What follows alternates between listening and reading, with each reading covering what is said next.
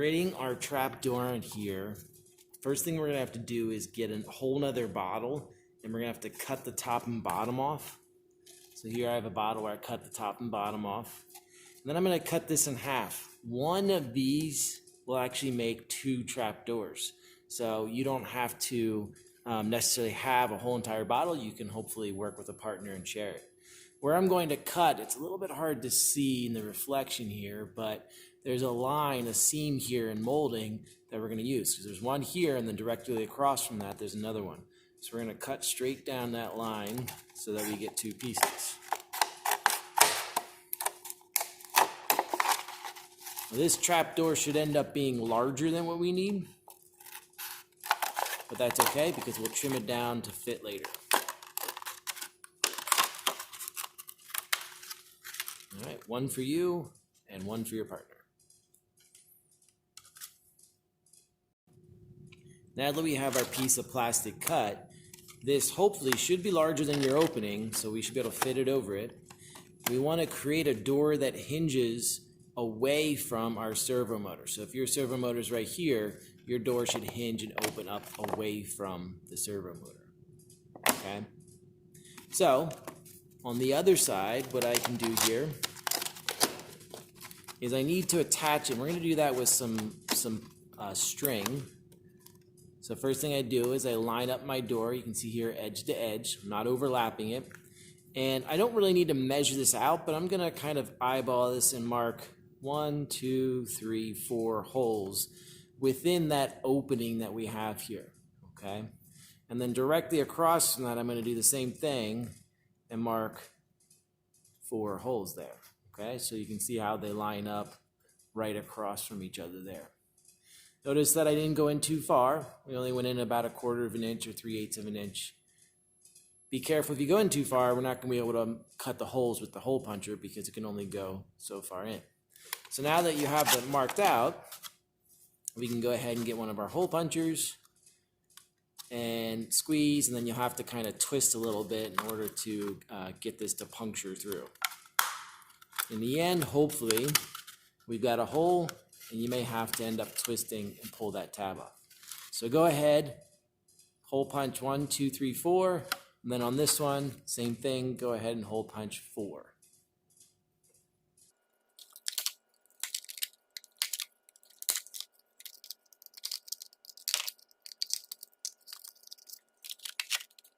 All right, now that we have all of our holes punched, we're going to tie a string across this, sort of like lacing up your shoes, in order to make sure that this door doesn't detach when we open it up to release our parachute. So around the room somewhere, there is a spool of string, and either tucked inside of this, or maybe somebody has it, should be a lighter. We're going to use the lighter in order to cut the string, because if we don't, what ends up happening is this will fray. For this process here, we don't need a string very long. We need about 1 foot. So I'm going to actually clean up the end here to get a nice small end. You can see this, if it's a little bit too big, it won't fit through the hole. And we need about 1 foot of string. So I can go ahead and cut that, making sure I don't touch the ends here because obviously they're very hot.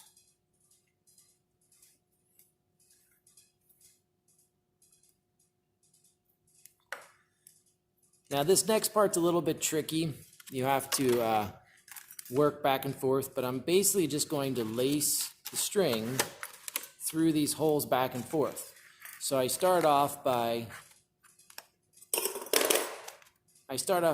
tying a loop here, then I go back and forth and I tie another loop down here.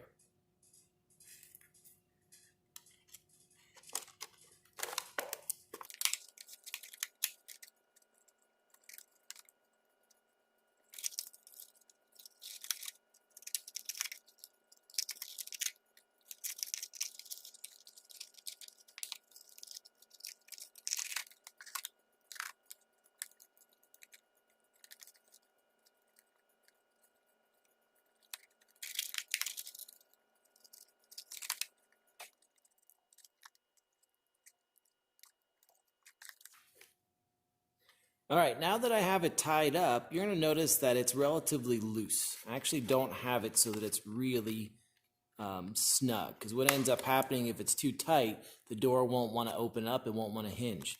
And I also make sure, if you can see here, the holes aren't over top of each other, but they're right next to each other here, okay? That's how we want it to be. These strings tend to become unknotted, so what I can do is I can take my super glue and I can go ahead and I can add a couple of drops to the knot on both sides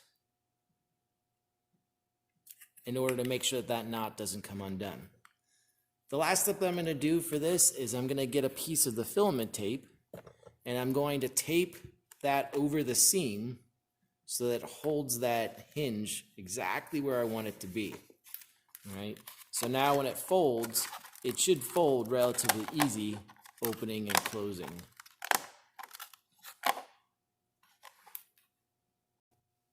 The next step after attaching your door with the string and your filament tape is to trim up any excess, and then we have to come up with a way that we can actually get this door to stay shut and then release when we turn our servo motor here so that it springs open. So not too difficult of a process. First thing we're going to do is we're going to actually, this opening that's right here, when I close this over, this plastic goes past it. We want to pretend like that opening's right there. We're going to measure an inch in from that opening still, and we're going to line it up with your servo horn and make a mark. Okay, and that's where we're going to go ahead and drill a hole. You can use a drill bit, you can use an X-Acto knife. It doesn't have to be perfect, but we're just going to make a hole big enough to accommodate a rubber band. All right, probably trim off any excess plastic that you have so it doesn't break the rubber band. Inside the kit, there's some dowel rod. You'll have to cut a piece off about an inch or so long. There's also rubber bands. And what we'll do is we'll take that rubber band, so we have a loop, right? And we can take and pull that loop. See, I've got the loop here. The small loop's going to go through the big loop. I grab the small loop, and I just pull that through so that now the rubber band is stuck, okay? I'm going to take that rubber band, stick it through the hole. If it doesn't fit, you need a bigger hole. If it's big enough that the dowel rod goes through, you need to drill a different hole, because that's too big. So now that dowel rod's going to prevent the rubber band from coming out, the rubber band's going to give us some elasticity so that we can stretch this across and hook it onto our servo horn. And that's going to be what's going to hold the door shut. And then hopefully, when we use our servo motor and our receiver, we turn it on, it releases the rubber band, which causes the door to spring open. Sometimes we have to reinforce this because the door doesn't want to open, and we'll show you those methods next on how to add some extra rubber bands to spring this open. So when our servo horn turns and releases this rubber band, if the door doesn't spring open, we have to add some extra rubber bands in order to make sure that that happens. So I'm just going to grab a rubber band and I'm going to cut it at one spot so that now I have one piece instead of a loop. I'm going to take a piece of my filament tape, tape on one end, and then about even with my servo horn on the opposite side, I'm going to go ahead and tape that down. In fact, I want to be not right next to the door here, but I want to be back around the other side. And then I want to be able to actually stretch this rubber band, grab another piece of filament tape, and tape that down.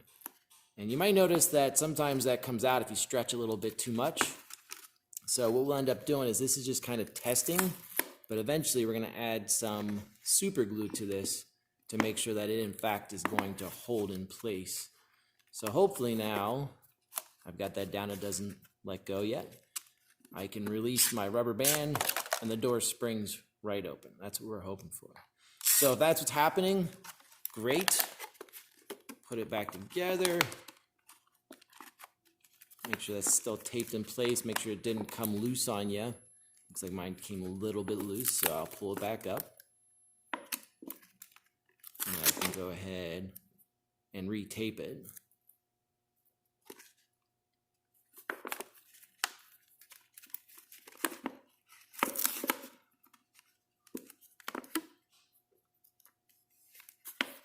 Okay, nice and tight. Then I can go ahead, once I know it's in the exact location, I'm gonna add some super glue to the rubber band right around where we have that tape. All right, you don't need a lot, just make sure it gets underneath the rubber band and around the edges so that we know it's gonna hold. And I wouldn't bother removing that tape because that's gonna help to make sure that it stays until the glue dries. All right. If one rubber band is still not doing the job in opening the door, you may have to do this a second time.